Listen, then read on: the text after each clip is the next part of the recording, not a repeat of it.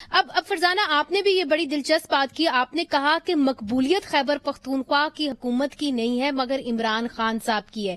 تو شاید یہی فیصلہ ٹھیک لگا عمران خان صاحب کو کہ وہ خود کھڑے ہو جائیں، اس لیے وہ ان حلقوں کے اندر خود کھڑے ہوئے ہیں. 4 حلقوں کے اندر، پنجاب میں تو پھر بھی ایک حلقہ انہوں نے چھوڑا ہے. کیا یہی وجہ ہو سکتی ہے؟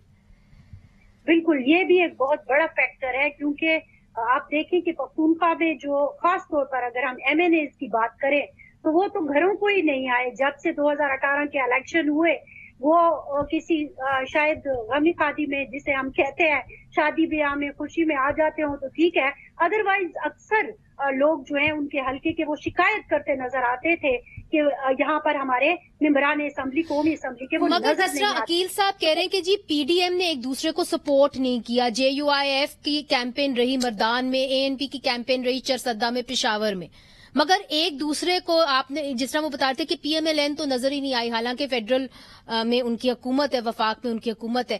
یہ بھی ایک وجہ ہو سکتی ہے کہ ان کی آپس میں کوآرڈینیشن ٹھیک نہیں.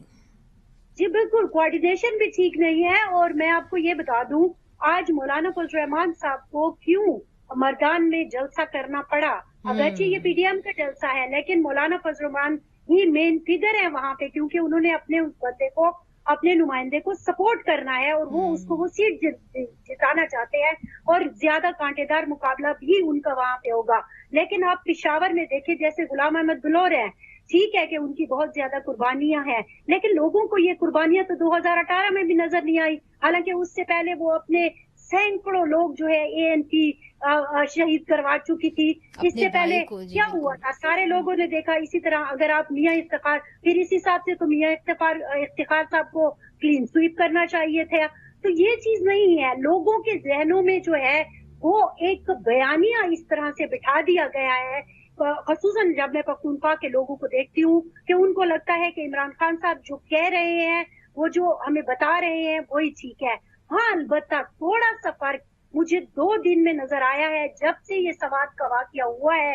اور میں، کیونکہ ظاہر ہے زیادہ تر چیزیں تو ہیں وہ سوشل میڈیا پر ہی آ رہی ہوتی ہیں، سوشل میڈیا کا ٹلٹ تھوڑا سا عمران خان سے لوگ خفا نظر آئے ہیں کہ وہ کیوں. تو دہشت گردی ایک ایشو ہوگا جس کے اوپر خیبر پختونخوا کے لوگ جو ہیں وہ ووٹ ڈالیں گے، چونکہ مہنگائی تو پورے پاکستان میں ہے، مگر دہشت گردی بالخصوص خیبر پختونخوا کا ایک ایشو ہوگا، آپ سمجھتی ہیں؟ تھوڑا سا فرق پڑ سکتا ہے، لیکن عمران خان کی مقبولیت اس وقت جتنے عروج پہ ہے اس میں مقابلہ بہت ٹف ہوگا. اور میں پھر ایک بار کہہ رہی ہوں کہ پی ڈی ایم کو ایک پیج پہ ہونا پڑے گا.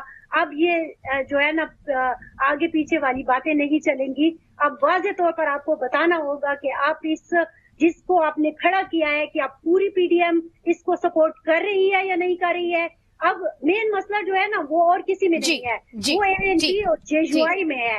اب جے یو آئی اپنے ووٹر کو منائے کہ وہ غلام احمد بلور کو اور احمد ولی کو ووٹ دے، اور اسی طرح احمد ولی اور غلام احمد بلور اپنے ووٹر کو منائے کہ وہ جے یو آئی کو ووٹ دے، تو پھر کانٹے کا مقابلہ ہو سکتا ہے. واقعی میں یہ آپ نے بہت ہی مشکل ایک فارمولا بتا دیا ہے کہ دائیں بازو کی جماعت جو ہے وہ بائیں بازو کے ووٹرز کو ہے آمادہ کرے. یہ کیسے ہوگا؟ اور اس مشکل وقت کے اندر خیبر پختونخوا کے اندر یہ تو خدا ہی جانتا ہے.